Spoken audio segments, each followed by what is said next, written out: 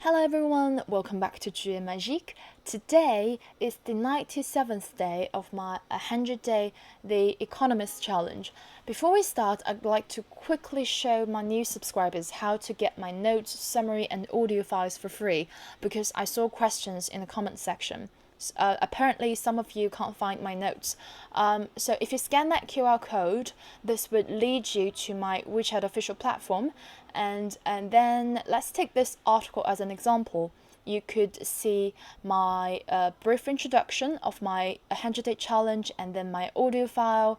Then scrolling down, you're going to see my Chinese summary and then my notes. I didn't put the exact word notes down here, but I thought it was self-evident. So sorry if that wasn't clear enough. You're going to see important expressions of the day in this section. And if you scroll down a bit more, you're going to see the old posts because I want to make sure people could learn new stuff and review old stuff at the same time. So pretty much that's it. And then, where's my article? Okay. Before we move on to today's article, I have a little favor to ask for you. Because today is the 97th day, I want to see if we can get 970 likes for today's article. And you could also use the hashtag 100day to remind yourself that we are almost there in doing this challenge. This morning I noticed I have a huge gap between likes and views. So basically I got 29,000 likes out of my 441,000 views. It's a bit frustrating because maybe my videos are not good enough. So if you want to let me know you like my videos and if it's helpful for you, please don't hesitate to smash that like button and let's see if we can get 970 likes for today. And I'll try 980 tomorrow and 990 the day after, and then 1,000 likes for the final day. Okay, let's get started. I've been going on the tangent for quite a long time.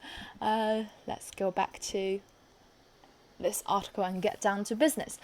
Escaping the lockdown. First, do no harm. If you are a medical majored student, you must know this one because it is the first ever principle of the Hippocratic Oath. It is an oath taken by doctors, by which they promise to abstain from doing harm to their patients.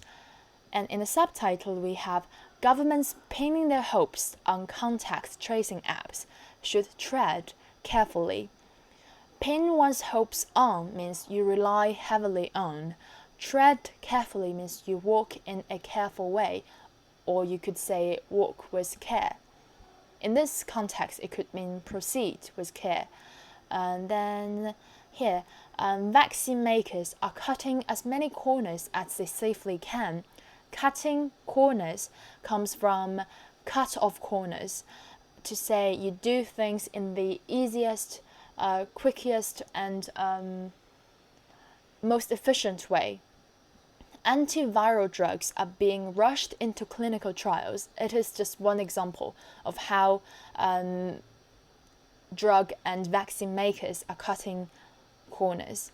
And then with 297,000 people recorded dead, the wait is agonizing. It means painful, or you could replace it with harrowing. But caution is crucial.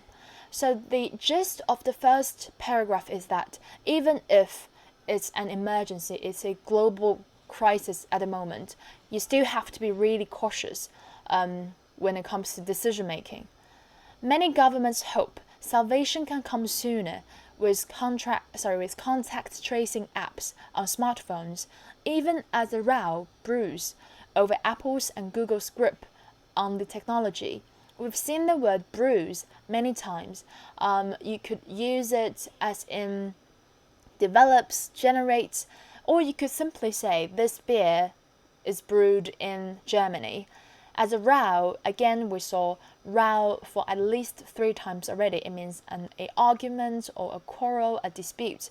Over Apple's and Google's grip, something's grip on or someone's grip on, it could mean someone's control or dominance over a certain domain, like the technology right here. And then for keeping tabs on the virus, it means to contain, to curb, or to control the virus. You could also say to keep something in the palm.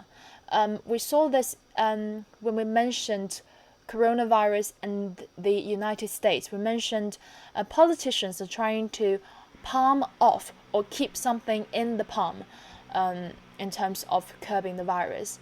Countries from Bahrain and Bulgaria to Indonesia and Iceland have developed such apps. This is just for you to know that not just some familiar sounding countries like we're going to see France and Germany. Oh yes, it's not just Britain, France and Germany.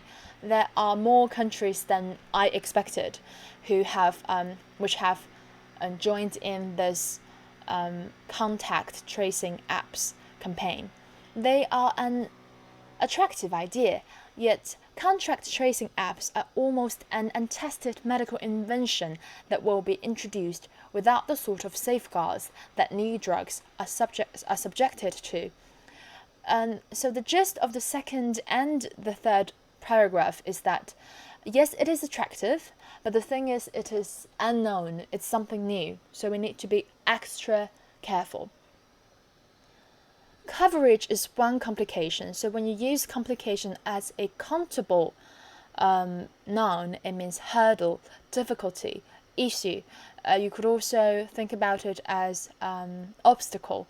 And then where adoption is highest, this is quite surprising because if you look at this figure, mobile internet subscribers, 2019 percentage of population, Europe has the highest percentage, which is just over 70%, and then North America and China. In China, this rate is just about 60%, which is quite surprising. And then, so next paragraph, it mainly talked about the fact that epidemiologists reckon that apps might be useful if around 60% of people use them. But considering the fact that only 76% of people in Europe have mobile internet subscriptions, over 90% of them have to use these apps to reach the 60% percentage of all people. Accuracy is an issue too. For example, for this word issue, there is some phonetic problems or confusion, because if you look at its phonetic, it should be issue. But then if you listen to the original file of The Economist, it said issue. So it's really up to you. And then human bodies impede transmission. Impede hinders, stops, or make it more difficult. And then we have that could make it hard to calibrate the system. If you play guitar or other musical instrument, you might be quite familiar with calibrate, because it means make minor adjustments to make something of the right extent, to make it sound right, to make it work well. And a mistake would have consequences. Too sensitive, and you risk a deluge of false positives. We mentioned this word before. It literally means flood. And the famous French king used to say, "Après moi, la déluge," which means after me, the flood. And then we have an over-reassuring app could spur people to go out before it is safe. Spur, stimulate or give incentive to people to do something. It is a contrary or the opposite side of this one. Could deter other from blah blah blah blah blah. So deter others from, which means you scare other people so that they really don't want to do something. And in this case, the resulting stream of, again we saw stream the second time already, which means a huge amount of. The resulting stream of homophobic invective means insult or abuse, could deter others from cooperating with the authorities. This has scared people away from working together with the authority or the government to tackle this coronavirus. Then we have the efforts of some governments, including those of Britain, France, and Germany, have been complicated by Apple and Google, which between them hold sway over almost every smartphone on the planet. These parts are marked in grey because we're going to use it in the final summary. But the hold sway over means controls over, dominant, or they just own something. And in any case, why would coders in Silicon Valley overrule decisions made by medical experts and elected officials? Overrule means, in this context, it means why can they invalidate decisions made by blah blah blah blah and elected officials? You could also understand the word overrule as you want to overthrow the country, overrule this government. And then last one was high-tech software. Caution is as valuable as it is with pills and potion. Potion means something that you concoct. It's like a kind of medicine. It could be liquid, or you could just replace it with concoction. Let's try to make a short summary. In times of the epidemic, countries are trying to pinning their hopes on contact tracing apps, but they should tread carefully because there are three major challenges in terms of this mass surveillance. First one, coverage. Epidemiologists reckon that only when 60% of people use them, this whole plan could work out. The second, accuracy. Because human bodies impede transmission, it is relatively hard to make sure the accuracy of apps stay at a high level. Next one, the apps themselves might change behavior, and there is a risk of deterring people from cooperating with the authorities. All in all, countries or governments should be extra cautious when it comes to high-tech software, just as they are with pills and potions. And that's it for today's lesson.